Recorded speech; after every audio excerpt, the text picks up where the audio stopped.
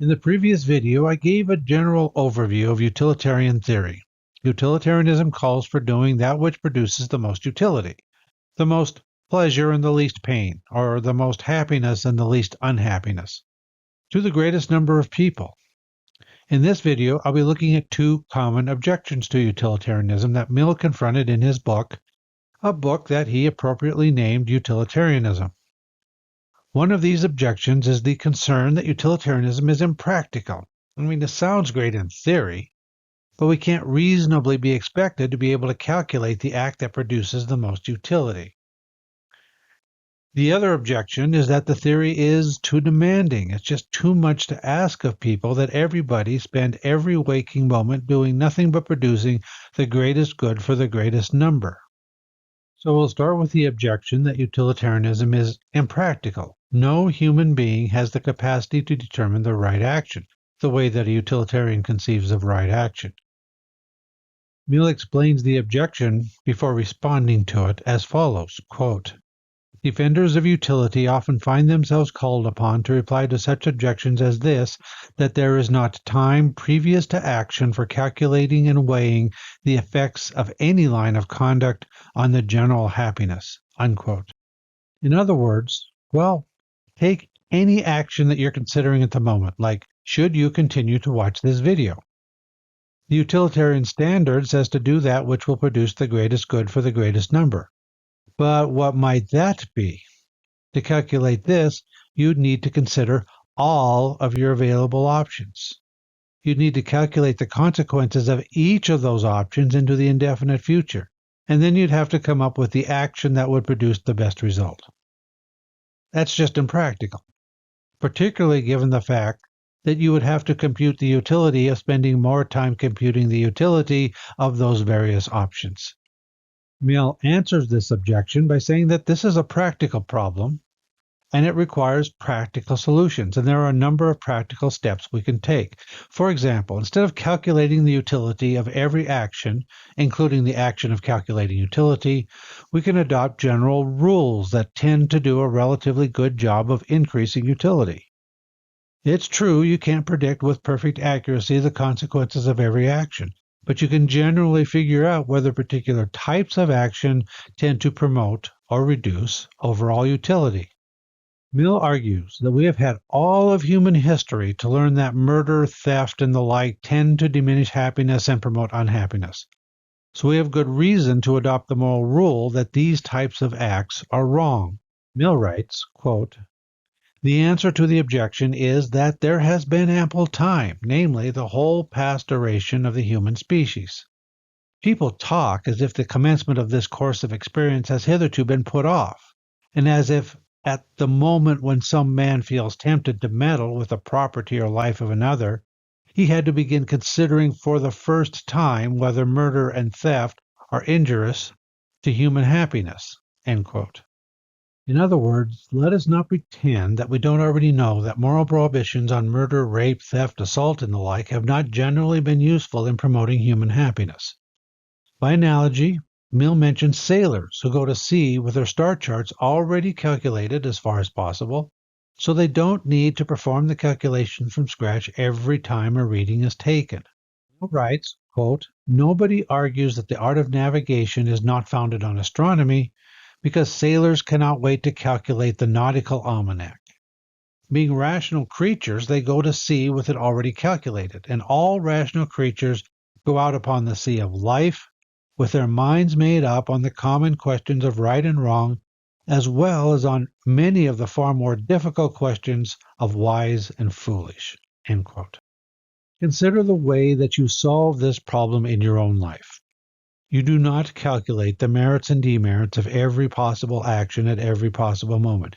You adopt rules, procedures, and habits.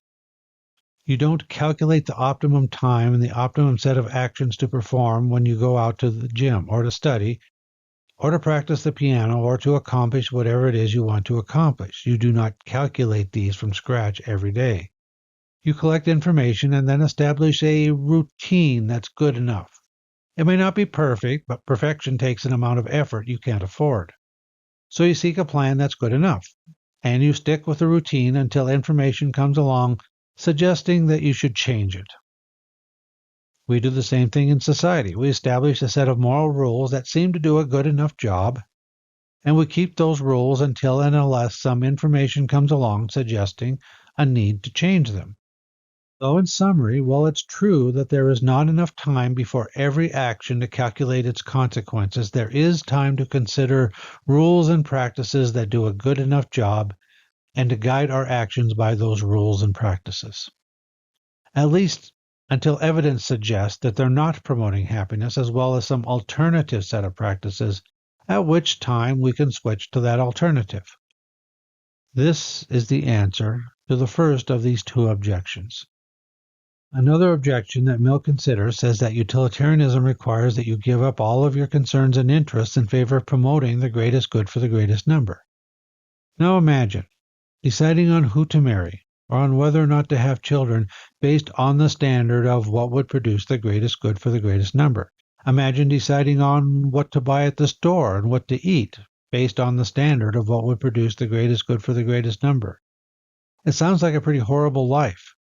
Mill expressed the criticism he was going to address as follows, quote, "They say it is exacting too much to require that people shall always act from the inducement of promoting the general interests of society." End quote. And Mill answers that this is true. It is asking too much. Mill argues in response that utilitarianism does not require that everybody always have the motive of maximizing utility. What motives should people have? Well, people should have those motives that tend to maximize utility. If, as the critics say, the motive of maximizing utility does not maximize utility, then it is not the motive that people should have. Here it is in Mill's words, quote, "But this is to mistake the very meaning of a standard of morals, and to confound the rule of action with the motive of it. It is the business of ethics to tell us what are our duties, and by what test we may know them. But no system of ethics requires that the sole motive of all we do shall be a feeling of duty. On the contrary, 99 hundredths of all our actions are done from other motives, and rightly so done, if the rule of duty does not condemn them." Unquote. Utilitarianism gives us a standard for evaluating possible projects. The project of being the world's most successful hitman is probably not a good project on utilitarian terms. The project of exterminating all the Jews or having the most profitable slave plantation probably wouldn't work either. On the other hand, projects like providing food to the hungry, as well as clean water and sanitation to those who don't have it, providing basic medical care, these projects rank quite high on utilitarian standards. We can include in this list of good projects the project of raising one's children well, or doing well in a job that provides people with valuable goods and services, from construction to communication, to medical care, to transportation, to educational videos, and so on. Now we can ask, what about the following projects? What about the project of getting people addicted to a drug such as tobacco so as to improve the profitability of one's company, marketing tobacco to children or in parts of the world where advertising is unregulated?